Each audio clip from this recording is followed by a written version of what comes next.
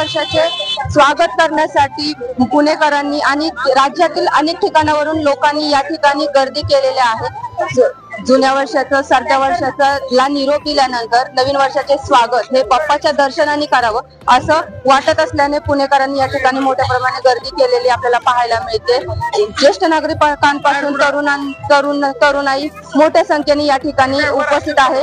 मंदिराच्या भागामध्ये 3 किलोमीटर पर्यंत लांबपर्यंत रांगा पाहायला मिळत आहेत। आपल्या बरोबर इथे काही काकू आहेत, आपण त्यांना विचारूया त्या कुठून आल्या आहेत।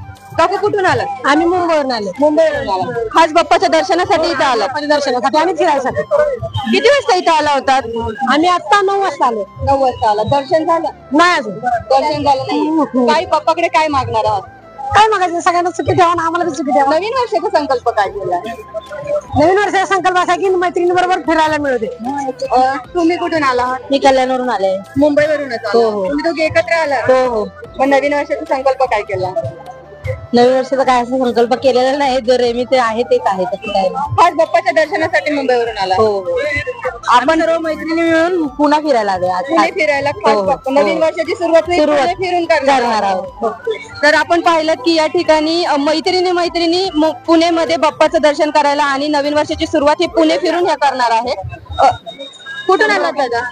पुणेवरून तुम्ही आलात, खास बाप्पाचं दर्शन करण्यासाठी इथे आलात की नवीन वर्षाची सुरुवात करणार? नवीन वर्ष सुरुवात। बाप्पाचं दर्शन केलं, काय मागितलं बाप्पा? बस सर्व भवंतु सुखी सर्व भवंतु निरामय।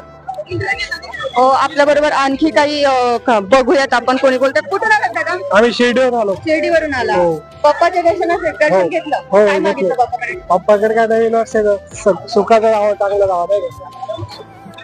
तर आपण पाहिलं पण एकंदरीत नवीन वर्षाचा काय संकल्प करायचा आता सध्या तरी काही? सध्या तर रेझोल्युशन काहीच नाहीये, बस चांगलं जावं, जसं 2024 गेला 2025 चांगलं यावं बस एवढं। बाप्पाच्या दर्शनासाठी इथे आलात? हो। काय बाप्पाकडे काय मागणार आहात?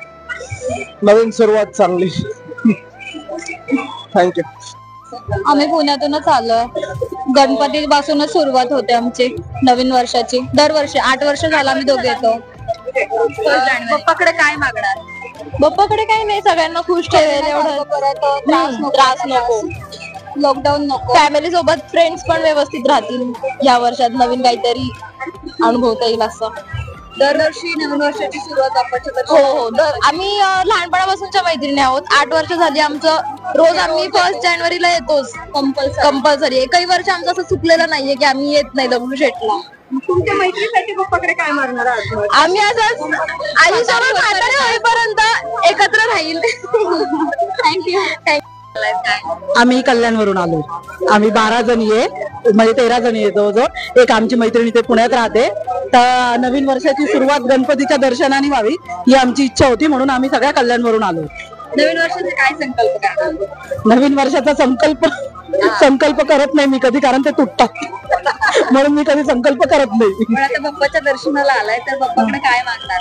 बाप्पाकडे हेच मागणं आहे की सगळ्यांनाच सुखात राहू दे आणि सगळ्यांनी कोणी पण म्हणजे कोणाचं मन दुखवू नये, प्रत्येकाने प्रत्येकाच्या मनाचा विचार करून वागावं, कोणाला दुखवू नये, सगळ्यांनी व्यवस्थित राहावं, सगळ्यांना आरोग्य लाभो हेच सांगेल। हो। मुंबईला नेहमी गर्दी पाहता, आज आमच्या पुण्याची गर्दी पण वाटलं म्हणजे आम्हाला, आणि मेन ना तिथे नियोजन नव्हतं की कोणी सांगत नव्हतं रांग कुठून आहे, कुठून जायचंय, काय करायचंय। आमच्यासारख्या नौख्यांना ते खूप जड गेलं, त्याच्यामुळे आम्हाला म्हणजे बाहेरून दर्शन कुठून घ्यायचं तेही माहिती नाही, आतमध्ये लाईन कुठे तेही माहिती नाही, किती वेळाची काही कोणी सांगत नव्हतं। तिथले जे सिक्युरिटी गार्ड होते ते फक्त ओढायचं काम करत होते आणि बाहेर काढायचं काम करत होते। थोडं नियोजन असेल तर बाहेरून येणाऱ्या लोकांना पण दर्शनाचा आनंद घेता आला असता, त्याच्यामुळे आम्हाला फक्त मुखदर्शन घेऊन निघावं लागलं। पुढच्या वर्षी पण नवीन वर्षाची सुरुवात पुण्यापासून करणार काम? नक्की करूया, पण थोडंसं नियोजन राहिलं ना तर आम्हाला बरं वाटेल, कारण दरवेळेला येऊन फक्त मुखदर्शन घेऊन गेलो तर मग ते बरोबर नाही ना। जरा आम्हाला कळालंय तिथे ना कोणीतरी पाहिजे इन्स्ट्रक्टर, की लाईन कुठं आहे, कुठं जायचंय, काय करायचं ते काहीच सांगत नाही, फक्त लोटालोटी करतात। मग बरं पडेल असं नियोजन, जरा लाईनीची सोय केली, येणाऱ्या जाणाऱ्यांची सोय केली तर मग आम्हाला नवीन माणसांना जरा आयडिया येईल जरा दर्शनासाठी।